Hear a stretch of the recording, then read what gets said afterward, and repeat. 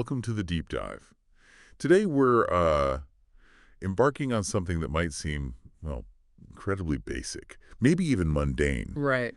But we think it promises to unlock some surprisingly profound insights into the very fabric of human communication, actually. We're delving into a YouTube transcript. It's boldly titled, 1000 Question Answer English Conversation Practice, English Speaking Practice for Beginners. Yeah, quite the title. Exactly. Now, you might be thinking, 1000 simple questions and answers. Really? What Yeah. kind of deep dive can that possibly be? Isn't that just language lessons? Sure, that's the surface level, definitely. Well, okay, let's unpack this then. How can a collection of, well, simple, often repetitive questions and answers designed for absolute beginners, Yeah. how can that offer profound insights into, say, the human condition?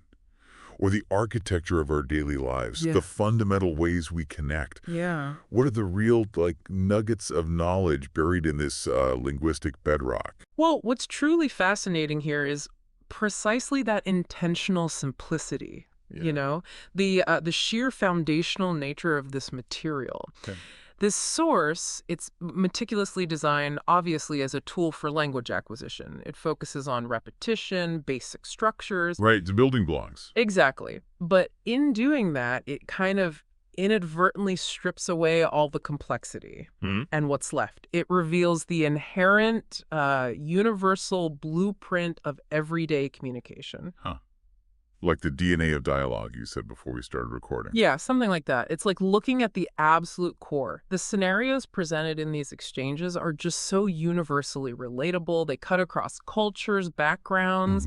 They become a kind of mirror to shared human experience. It's a fundamental mapping, really, of how we navigate our daily lives, our relationships, using the most basic linguistic constructs imaginable. Absolutely. So our mission today is to peer beyond that immediate language learning goal. Right. We're going to explore the underlying, often unspoken narratives, the, deeply ingrained routines, and the surprisingly intricate human connections that are embedded in these seemingly straightforward questions and answers. It's like peeling back the layers. Yeah, it's a kind of linguistic x-ray, a shortcut, maybe, to understanding how fundamental language constructs the very patterns of our daily lives and offers us this unique, almost ethnographic window into the universal human experience. All through simple Q&A.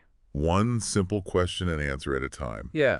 So let's begin by immersing ourselves in the rhythms of daily life, particularly as perceived through the eyes of, well, a child, captured in these incredibly simple, yet I think really evocative question and answer pairs. Sounds good. Where do we start? Let's start right at the beginning, the very first interaction that greets us in this source. It's a moment I think we've all experienced, probably from both sides. Wake up, it's morning. Yes. And the reply, okay, I am waking up. The classic reluctant start. It's not just a phrase, is it? It's the universal dawn of a new day, that gentle or sometimes, not so gentle nudge into consciousness. What does this simple exchange immediately tell us about foundational human interaction? Well, it truly sets the stage, doesn't it? For a day governed by routine and a kind of gentle authority. From that opening, the transcript immediately details a sequence of very common morning activities. It paints a vivid picture, really. Like what? For instance, the next prompt asks, and listen closely to the simplicity here, did you brush your teeth? Okay. Standard morning check. And the answer, a simple affirmative, yes, I did. Then you get the pragmatic question of sustenance. What do you want for breakfast? The big question. Followed by the straightforward reply, I want bread and milk.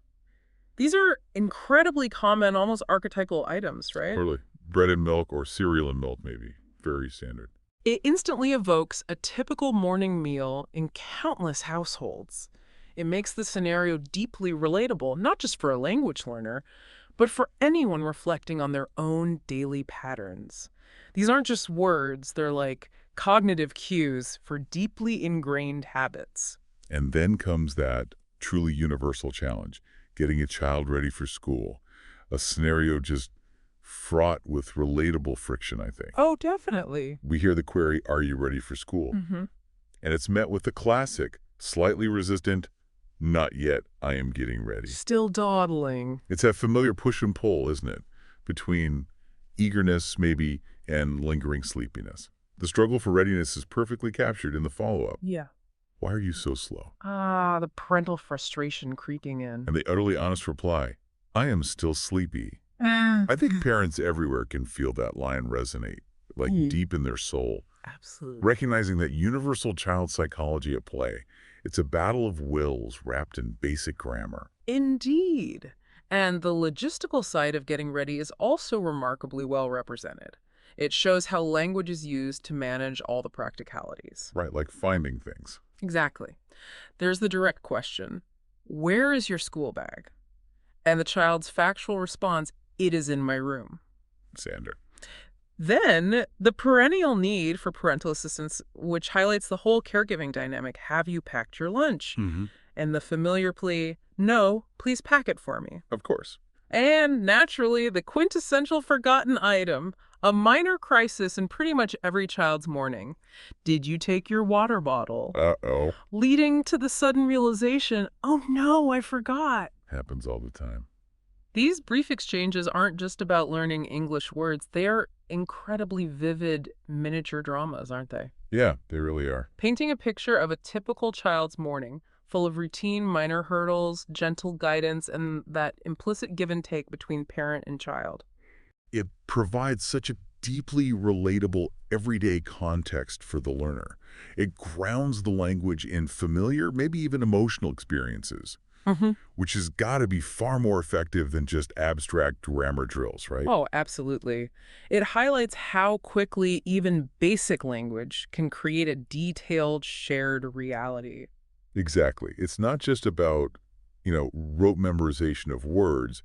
It's about recognizing the patterns of human interaction, the social choreography, the emotional currents that these simple phrases manage to convey.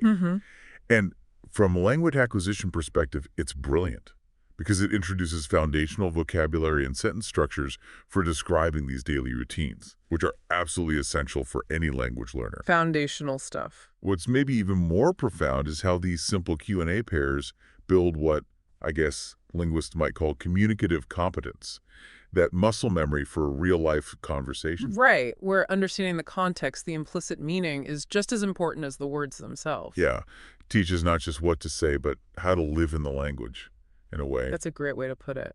Okay, so moving on from the often chaotic morning. Yes. We transition pretty seamlessly to the post-school reunion, that moment of debrief and connection. The classic "how was school" moment. Exactly. The simple yet telling question, how was your day at school, gets the equally simple and positive answer, it was great. Good day, apparently. This immediately notes a crucial shift, doesn't it, in the narrative focus.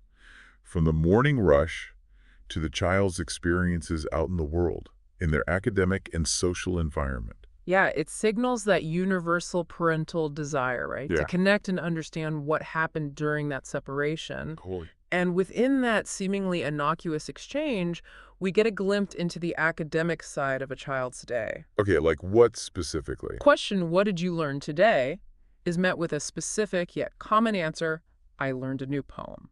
Ah, nice. Concrete learning. It immediately illustrates the learning environment and the typical content of early education.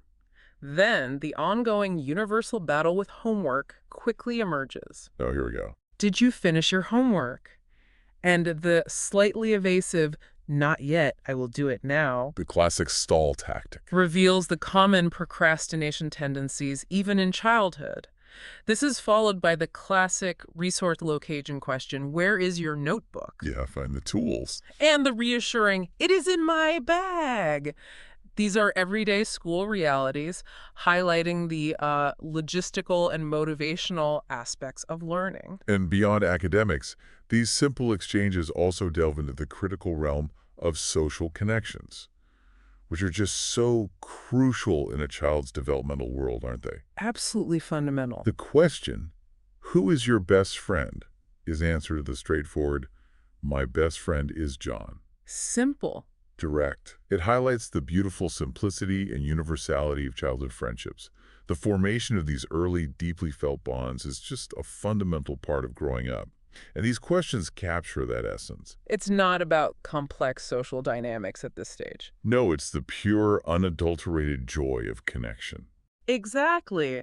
And the transcript also meticulously covers practical school details that ground the narrative in realism. Okay, well, We see, "What did you eat at lunch?" and the reply, "I ate a sandwich." Oh, Then the ubiquitous, "Did your teacher give homework?" and the hopeful, "Yes, a little." always hoping for a little. Right. It even touches on future planning and upcoming challenges.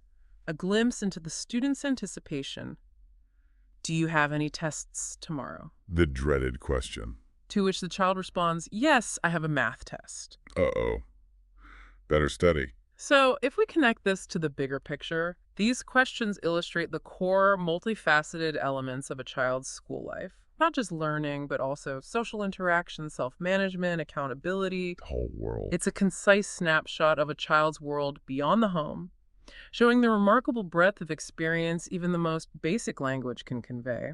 These simple phrases build the cognitive scaffolding for navigating complex social institutions, really. That's a great point. Mm. The narrative also continues with questions around behavior and the subtle reinforcement of positive social norms.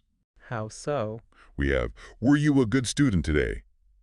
Leading to the self-affirmation, yes, I was very good. Okay, self-reporting. And then an emphasis on helpfulness. Did you help your friends at school?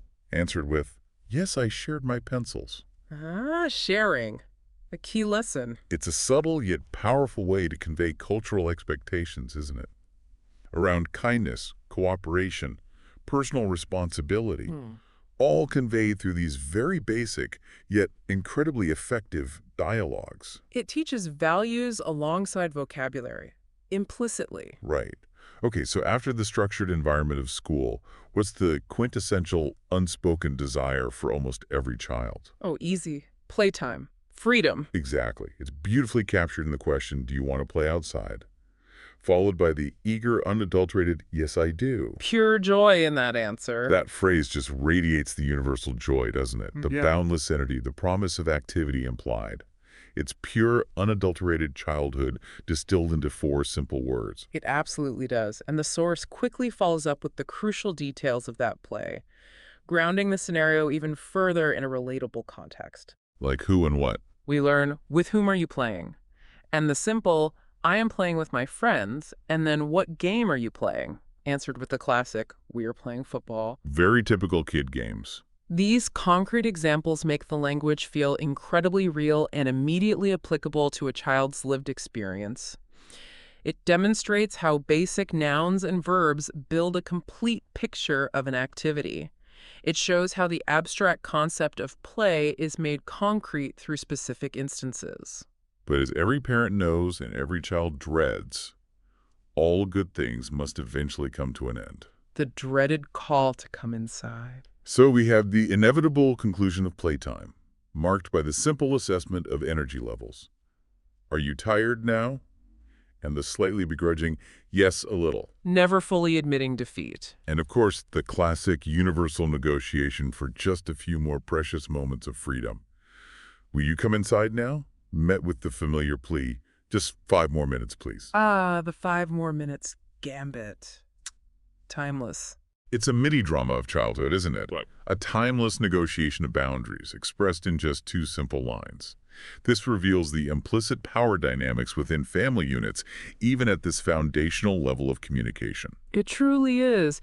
And the transcript then delves into the often challenging realm of sibling dynamics and the all too common conflicts that arise during play. Oh boy, here comes trouble. We see the interaction around property. Where is your toy car?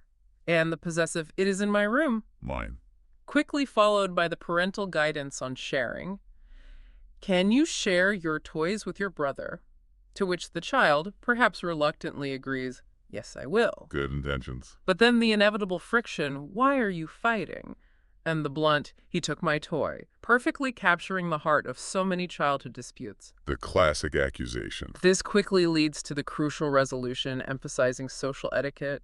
Say sorry to your brother, and the compliant, okay, sorry. Conflict Resolution 101. These conversations provide a fascinating, distilled look at how language is used not just to express desire, but to negotiate, to accuse, to justify, and ultimately to resolve conflict at a very fundamental level. It's crucial stuff for growing up. Absolutely.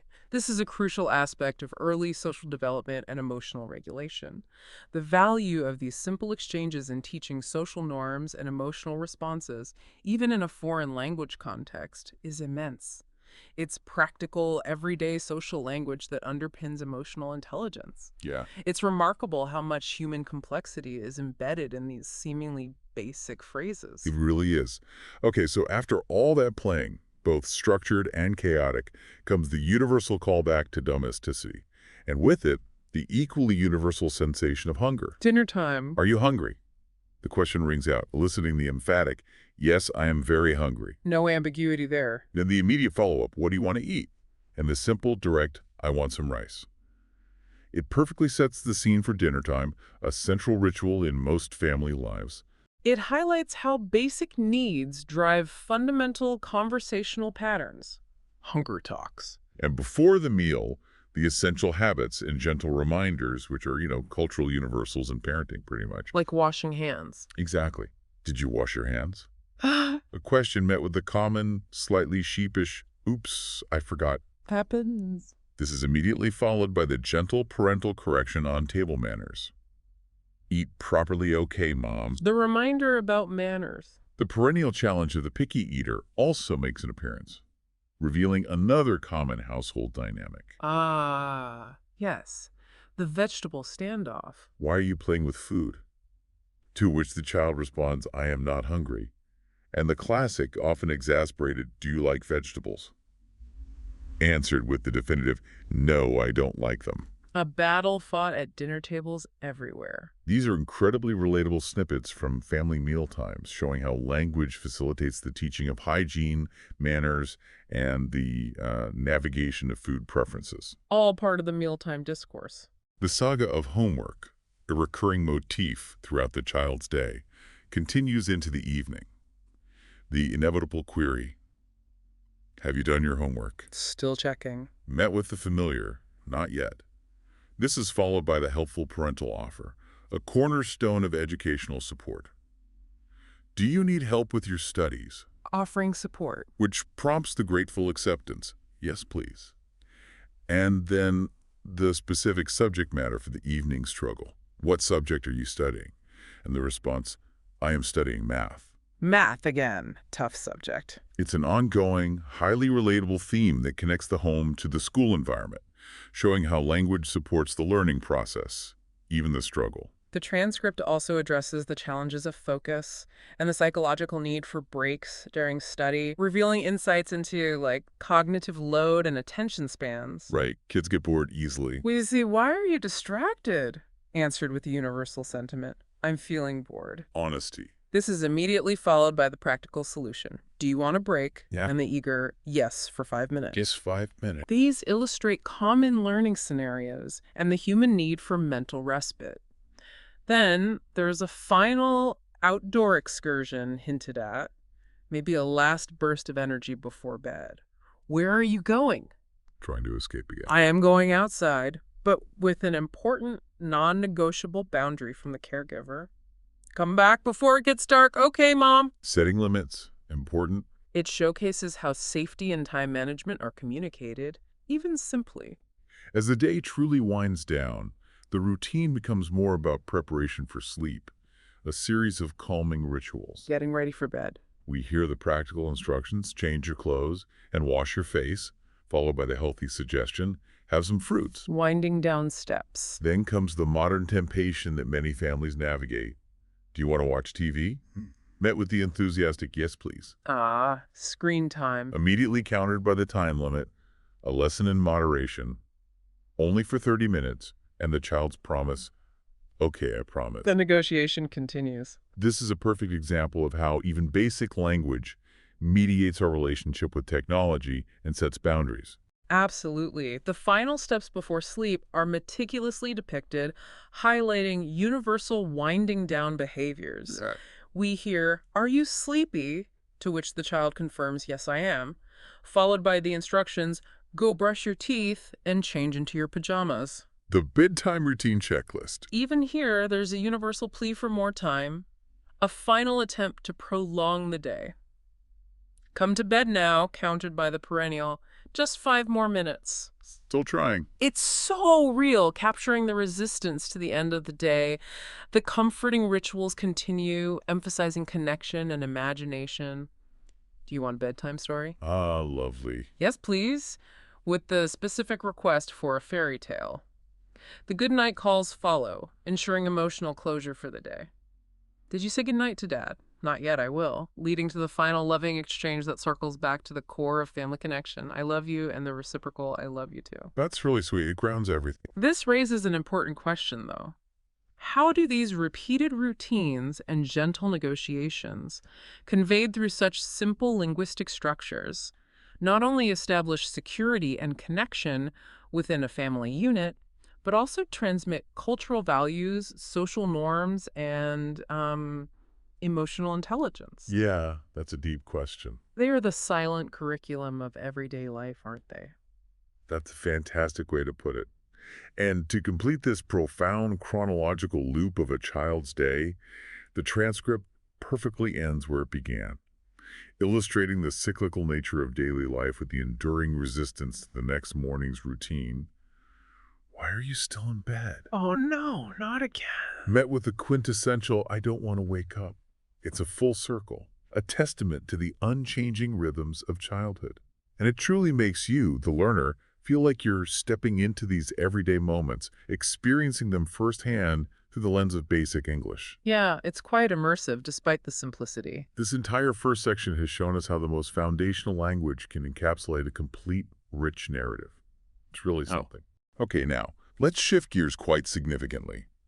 Moving from the concrete chronology of a single day to a far more expansive and reflective category. The extensive section that relies heavily on did you questions. Ah, the past tense focus. Right. Here's where it gets really interesting, I think. Because these questions are absolutely fundamental to how we construct memory, how we recount experiences, reflect on what already happened. They're the keys to our past, linguistically speaking. Exactly. The linguistic keys to our past. And the breadth of past actions and experiences covered by these did you questions is frankly quite remarkable in its comprehensive simplicity. How so? What kind of range are we talking? Well, it ranges from very basic, almost automatic daily habits, demonstrating how language helps us kind of check off our mental to-do lists, Like ticking boxes. Think of, did you eat breakfast? And the direct, yes, I ate breakfast. Or the assessment of rest. Did you sleep well? Yes, I slept very well. It also covers essential household chores, highlighting the universal responsibilities that bind families and individuals. The daily grind stuff. Right. Did they clean the room? Yes, they cleaned it. Or did you wash the dishes? Yes, I washed them. Even actions like, did you iron your clothes? Yes, before work. Or did you water your plants? Yes, every morning, reveal the mundane yet critical aspects of maintaining a household. Okay. These are not just questions. They are verbal confirmations of adherence to routine and responsibility.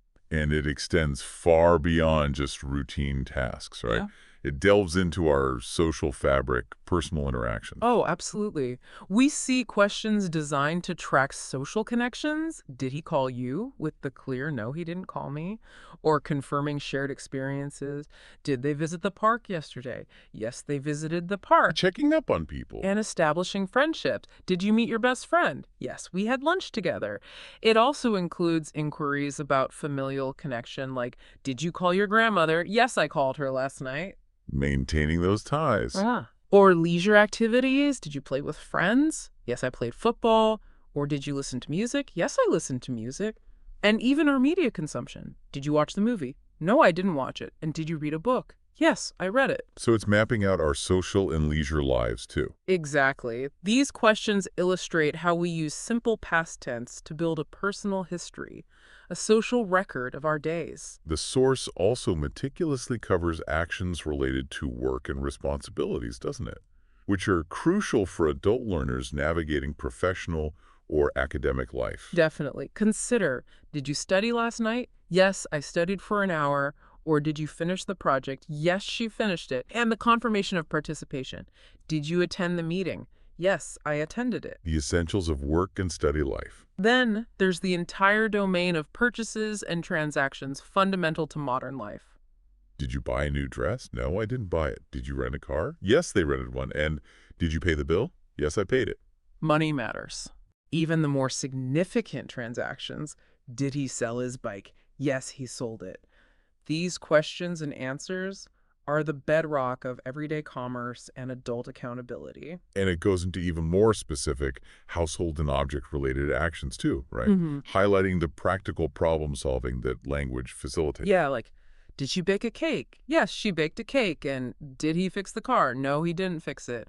Or the mundane mishaps. Did you break the glass? No, I didn't break it. Oops moments. And simple interactions with our environment. Did you open the window? Yes, I opened it. Did you close the door? Yes, I closed it. Even the small victories. Did you find your keys? Yes, I found them. Always a relief. And creative endeavors. Did she paint the wall?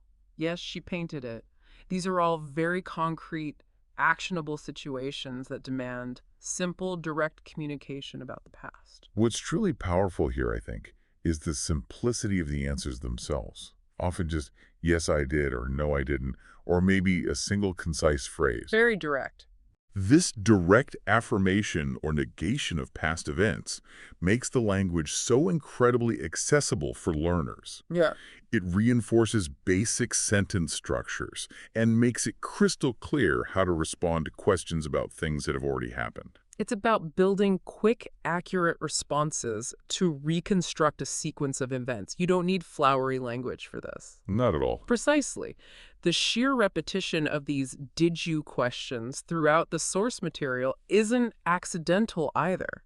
It highlights the critical importance of mastering this grammatical structure for conversational fluency. Just drilling it in. Exactly. It's not just about knowing the individual verbs or vocabulary, but about building automaticity in recounting past events and experiences, which constitutes a huge part of everyday communication and personal narrative. Makes sense. From a cognitive perspective, this constant drilling builds neural pathways. It moves the process from slow, conscious translation to rapid, almost instinctive recall. Like muscle memory. It's the linguistic equivalent of building muscle memory, absolutely. Beyond individual questions, though, what's truly fascinating is how these simple did you pairs can actually form miniature narratives, giving a powerful sense of continuity to seemingly isolated facts. Right. Connecting the dots. It's like connecting individual dots, not just to form a static picture, but to create a dynamic, evolving story of a life lived. This section truly exemplifies the power of sequential questioning, I think. That's an excellent way to put it. We can certainly discern several implied narratives if we strategically string together these questions from the source. Can you give an example? Sure. Take a basic daily debrief or recap. You could form it from, where did you go yesterday? Met with a response, I went to the park. Okay. Followed by, what did you eat for breakfast? And the answer, I ate eggs and toast. Then, looking at the evening before, did you watch TV last night? Yes, I watched a movie. And finally, what time did you wake up today? I woke up at 7 a.m. Taken together, these four simple Q&A pairs give you a remarkably complete snapshot of someone's recent past, outlining movement, sustenance, leisure, sleep patterns. Wow, yeah, just from those four. It's a testament to how even minimal information, when sequentially presented, builds coherence. Or consider the arc of a student's academic week, their effort towards learning. Okay, how would that look? You have questions that trace a clear progression. Did you go to school last Monday? Yes, I went to school. Followed by the immediate concern, did you finish your homework? Yes, I finished it on time. Keeping up with work. Then the preparation for challenges. Did you study for the test? Yes, I studied all night. The content of learning. What subject did you learn yesterday? I learned math and science. Covering the bases. And the ultimate, satisfying conclusion of hard work. Did you pass your exam? Yes, I passed with good marks. The payoff. These questions, when viewed as a sequence, together tell a concise yet powerful story of learning, discipline, and achievement. All through the lens of basic past tense questions. It's like a mini epic of education. That's great. We can also trace a complete, albeit simple, travel anecdote. Imagine the conversation. Did you travel last summer? Yes, I traveled to New York. Setting the scene. Then, the logistical details. Where did you stay during your vacation? I stayed at a hotel. The highlights of the experience. What did you like the most about your trip? I like the food. Food is always important. And the tangible memories. Did you take any photos? Yes, I took a lot of photos. This is a straightforward yet incredibly complete recounting of a travel experience, demonstrating how a few specific details can evoke an entire memory. It's like cognitive reconstruction of a journey using only the most essential linguistic building blocks. Exactly. The source also provides numerous snippets that, when combined, imply the intricate dance of domestic life and family bonding. You can almost picture it. Go on. Did you clean your room yesterday? Yes, I cleaned it in the morning. Followed by the collaborative spirit. Did you help your mother in the kitchen? Yes, I helped her cook dinner. Teamwork. Then, the winding down of the day. What did you do after dinner? I read a book. Then the shared family experience. What did you and your siblings do? We watched a movie. A quiet evening at home. It gives you a profound sense of a household's daily activities, responsibilities, and moments of shared leisure, all conveyed through these incredibly simple prompts. It's the rhythm of home. And we even see concise retail experiences emerge from questions like, did you buy anything yesterday? Yes, I bought some clothes, immediately followed by the location. Where did you go shopping? I went to the mall. The details. And the financial component. How much did you spend? I spent $50. This is a quick yet comprehensive overview of a shopping trip. Right. Similarly, a common health scenario can be pieced together. Did you feel sick last week? Yes, I had a fever. Then the practical step. Did you visit the doctor? Yes, I saw a doctor on Monday. And finally, the treatment. What medicine did you take? I took some antibiotics. The full little story there, too. This raises an important question, doesn't it? How do these simple questions, when combined and strung together, allow us to recount, understand, and share complex personal experiences, even with minimal detail? Yeah, how does that work? It's about the inherent human need for narrative, I think, and how language, even in its most basic form, serves as the fundamental tool for constructing and sharing those stories. It illustrates the power of sequential questioning in creating meaning. Okay, let's transition now from past actions to the very core of identity, shifting from what we did to who we are. The who are you question. Exactly. These questions are fundamentally designed to build a profile, a linguistic portrait of the person answering. It starts with the absolute basics, the bedrock of personal identification. Where are you from? The origin question. To which the simple answer is, I'm from New York. This isn't just a place, it's a piece of one's identity, isn't it? It anchors you somewhere. These are indeed the core identity points, the demographic markers that help us establish who someone is in a social context. Like age. For instance, the straightforward, how old are you? Which elicits, I'm 32 years old. Then we immediately move into relationships, grounding the individual within a family structure, a universal aspect of human existence. Right, family context. Are you married? Yes, I am. Do you have kids? Yes, I have 2 children. And do you have any siblings? Yes, I have 2 brothers. This paints an immediate picture of their familial world, highlighting the importance of kin in personal identity. And, of course, a significant part of adult identity is one's profession, a cornerstone of self-definition and societal contribution. What you do? The source covers this with, what do you do? And the answer, I work as a teacher. Interestingly, later in the source, we encounter a different professional identity. What's your job title? To which the response is, I'm a software engineer. Ah, showing variety. Right. This simple contrast highlights that the source isn't just depicting one person, but rather showcasing a range of possible personas, equipping the learner to talk about diverse occupations. Good point. So what does this all mean when we consider these fundamental inquiries? These simple questions form the absolute backbone of getting to know someone, right?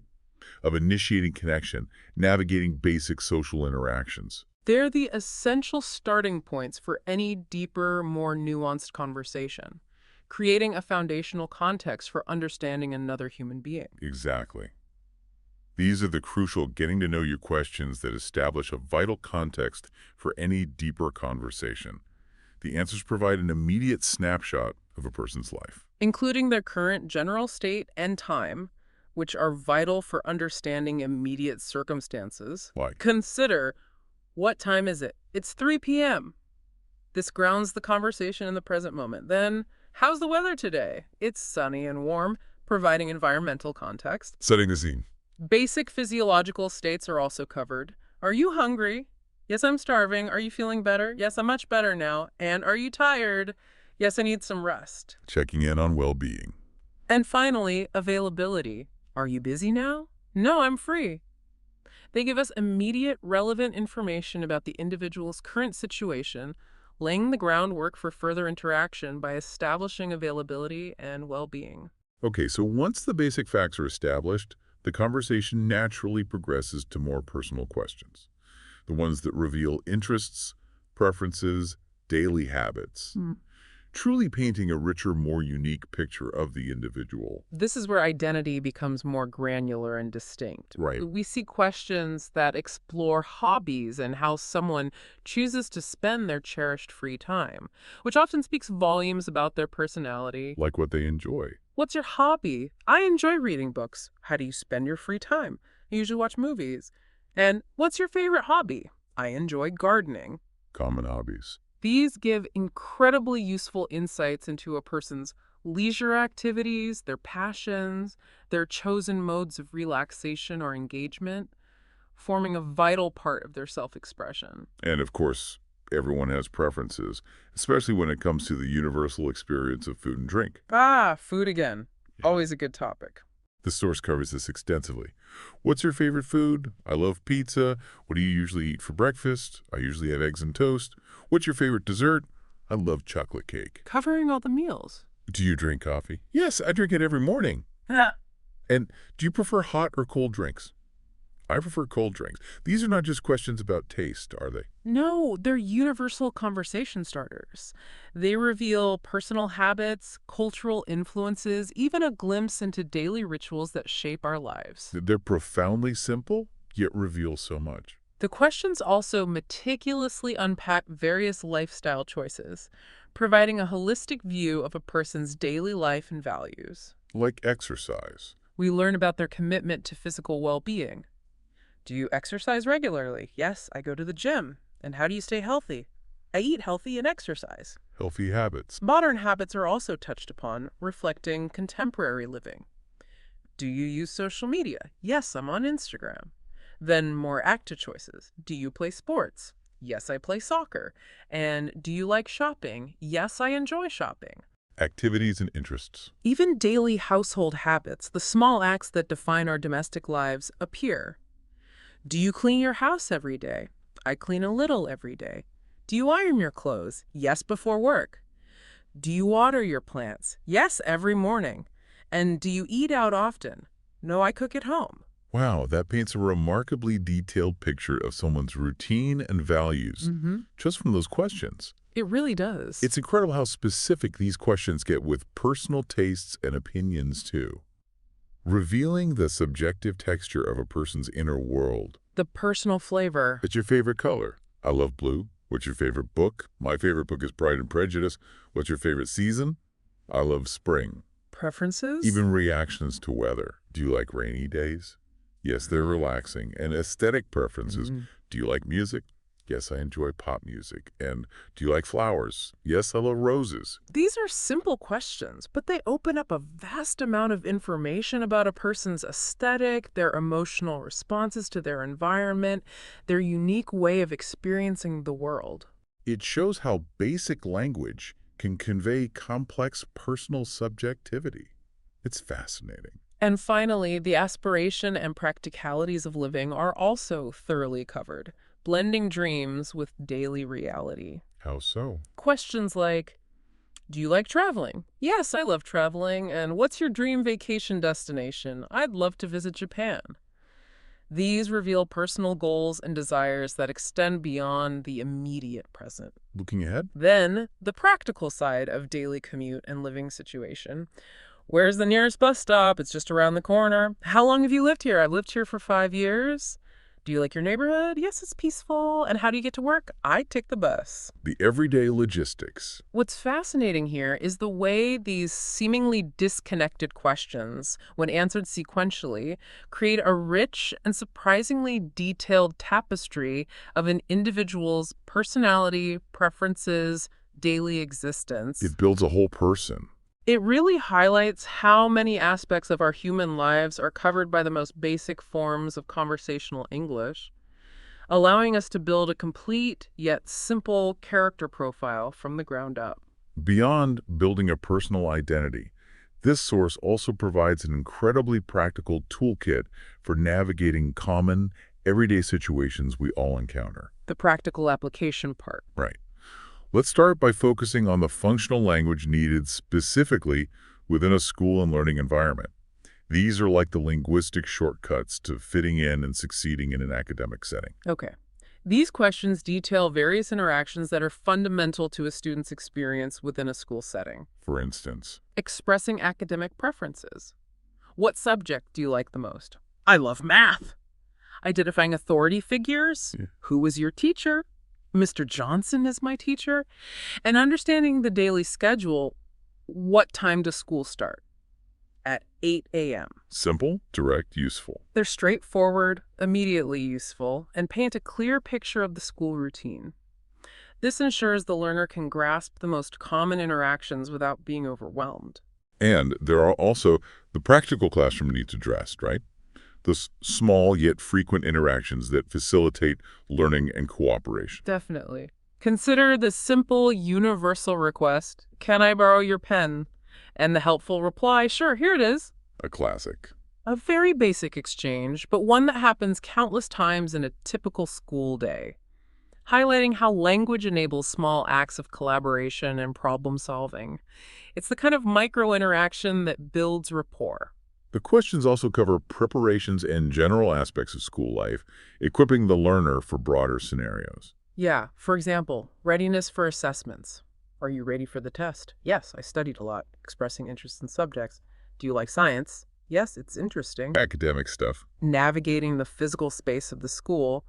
Where's the library? It's next to the cafeteria. And the daily anticipation of sustenance. What's for lunch today? Pizza and salad. Covering all the school bases. These snippets collectively equip learners with the essential phrases needed for both academic and social interactions at school, covering a wide range of common scenarios they might encounter. They are the linguistic anchors for navigating the complex social and intellectual ecosystem of a school. Okay, now let's shift our focus to the language of commerce, specifically shopping scenarios. This is another area where foundational conversational English is incredibly useful, allowing us to participate in transactions that are vital to modern life. Getting things done. It all starts with the most fundamental inquiry in a store. How much is this shirt? Followed by the clear price. This $20. The basic transaction starter. This is the cornerstone of consumer interaction. Indeed. The source thoughtfully explores common customer service questions that are absolutely essential for any shopping trip, empowering the customer. Like asking about sizes. You'll find, do you have this in a larger size? Yes, we do. Demonstrating how to inquire about product variations. Then the methods of payment. Can I pay by credit card? Yes, we accept credit cards. Practicalities. And the search for value. Do you have any discounts? Yes, there's a 10% sale today. These are the nuts and bolts of retail interactions, covering everything from availability to pricing. And it covers how to navigate a store effectively too, right? Yeah. Empowering the shopper to find what they need independently. Yes. Consider, where can I find milk? It's in aisle 5, offering clear directional assistance. Then the practicalities of packaging. Do you need a shopping bag? Yes, please. Finding your way around. And locating crucial facilities. Where is the fitting room? It's over there. These are practical directional questions that empower a shopper to move confidently through a retail environment. It shows how language is a tool for spatial navigation. The transcript also includes crucial elements like returns and receipts, which are vital for consumer rights and record keeping. Important details. Can I return this item? Yes, within 30 days. And can I get a receipt? Yes, here you go. Covering the post-purchase stuff. And even general store information, essential for planning a visit.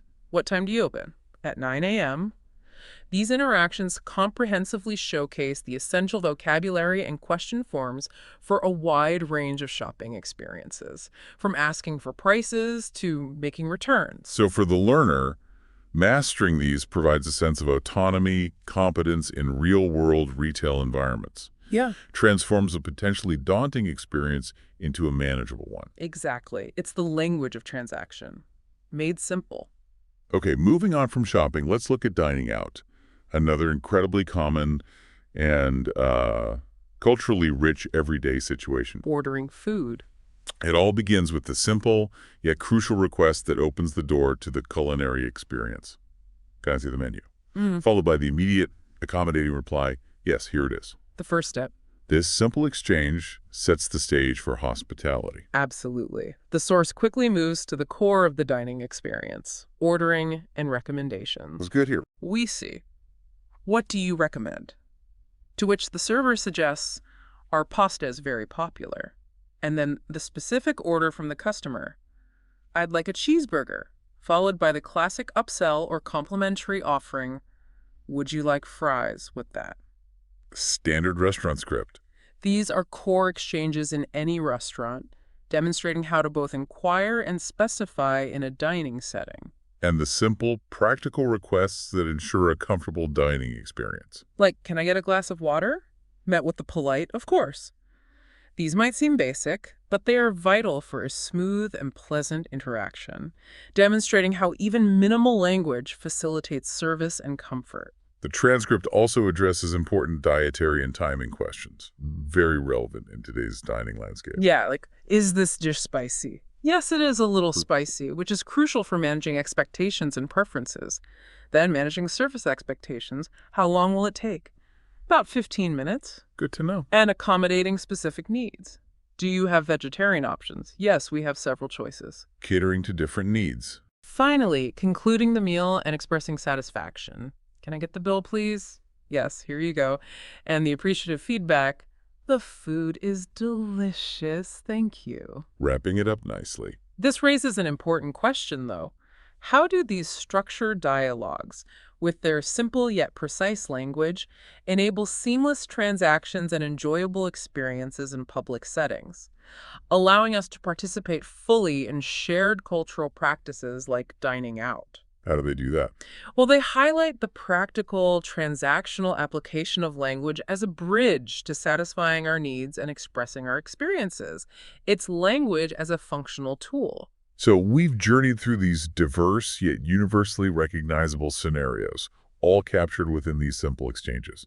But now let's step back and consider the underlying principles of language practice that this source so powerfully demonstrates. The why behind the what's. Right. First, let's directly address the pervasive repetition in the source. Why are so many questions and answers repeated, sometimes verbatim, multiple times? So what does this all mean for language acquisition and the very nature of learning? Well, for language learners, this repetition is far from a flaw. It's the pedagogical superpower of the source, really, a cornerstone of effective learning. Okay, now. From a cognitive science perspective, it provides constant, deliberate exposure, which is absolutely crucial for solidifying vocabulary and grammar in the learner's long-term memory. Drilling it in. Think of it less as rote memorization and more as building muscle memory for language, where phrases and structures become automatic. Right. This constant drilling leads to what we call automaticity, moving from slow, conscious translation and grammatical parsing to automatic, almost reflexive responses. That's the goal, fluency. This is the hallmark of true fluency, where you no longer think about how to construct a sentence, but simply say it. And perhaps most importantly, repeated successful interactions, even simple ones like answering yes, I did, build a learner's fluency and self-assurance. Confidence building. Each correct answer is a small victory that boosts confidence and encourages further participation. It's a fundamental principle of skill acquisition applied to language. And the beauty of the answers, often just "yes, I did," or a single, concise phrase, really reinforces those basic sentence structures. It makes the learning process profoundly incremental, doesn't it? Absolutely. Building from the ground up without overwhelming the learner. It's about mastering the smallest, most fundamental units of conversation, like what linguists might call morphemes and phonemes, before attempting anything more complex. It mirrors how children naturally acquire their first language, right? Absorbing patterns through constant exposure and repetition. That's a great parallel. That leads us to another key principle this source exemplifies. These discrete Q&A pairs are not just random snippets. They are the fundamental building blocks, the very atoms of conversation. The atoms. Okay. They are the smallest meaningful units of interaction that can be understood in isolation, yet combined to create something much larger.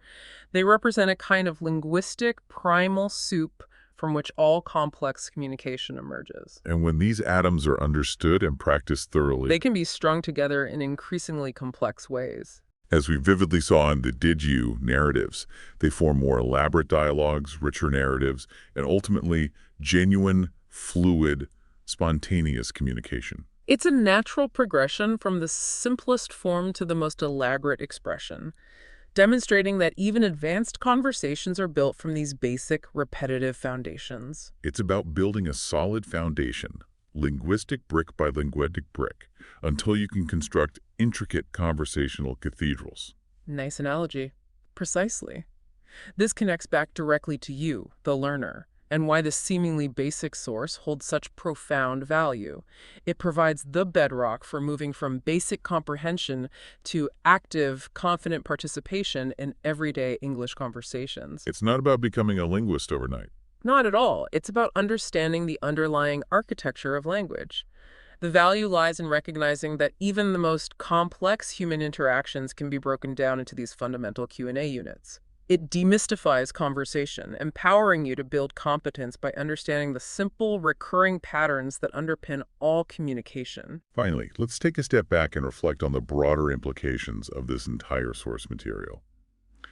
Despite its simplicity and explicit focus on English practice for beginners, what does it truly reveal about human commonalities that transcend language itself? Ah, the bigger picture. Yeah. Here's where it gets really interesting, I think, because it speaks to something much deeper than grammar rules. Indeed. These questions and answers across all the categories we've explored, the daily grind of mornings and evenings, the nuances of family dynamics, sibling squabbles. Social interactions, personal preferences. Right, the articulation of personal preferences and needs, even shared struggles like forgetting homework or dealing with a picky eater, they all touch upon profoundly universal human experiences. Things everyone goes through. The content itself, stripped of complex vocabulary, becomes a powerful mirror to the commonalities of daily life that transcends specific languages and cultures. It highlights that the core anxieties, joys, and routines of human existence are remarkably similar across the globe. It's a powerful and humbling reminder, isn't it? That even the most basic language, these seemingly simple phrases, allow us to connect over these fundamental, shared human experiences, transcending the specific words themselves. It's about the underlying meaning, the shared reality. And the deep recognition of ourselves and the experiences of others, no matter how elementary the linguistic expression. It's proof that connection begins with the simplest question and the most direct answer. Well said.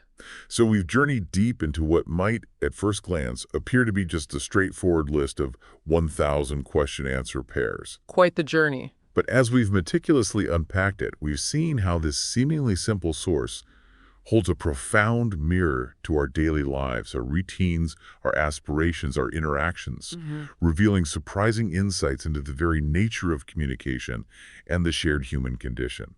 It truly reiterates the immense, often underestimated value of mastering fundamental language. It's not just about memorizing grammar rules or expanding vocabulary. It's about unlocking a deeper understanding of the world around you. And more crucially, building genuine connection and empathy with others by understanding the shared patterns of human experience. As you go about your day, maybe listening to conversations or perhaps even preparing for one, consider this provocative thought. If you were to distill your own average day down to a series of simple, direct questions and answers, much like those we explored today, what would they be? Interesting exercise. What surprising narratives or common threads would emerge from your own personal 1,000 questions? And how might recognizing these universal patterns, the underlying linguistic architecture of our lives, deepen your appreciation for the everyday conversations you have, no matter how simple or complex they seem? Something to think about. Thank you for joining us on this deep dive.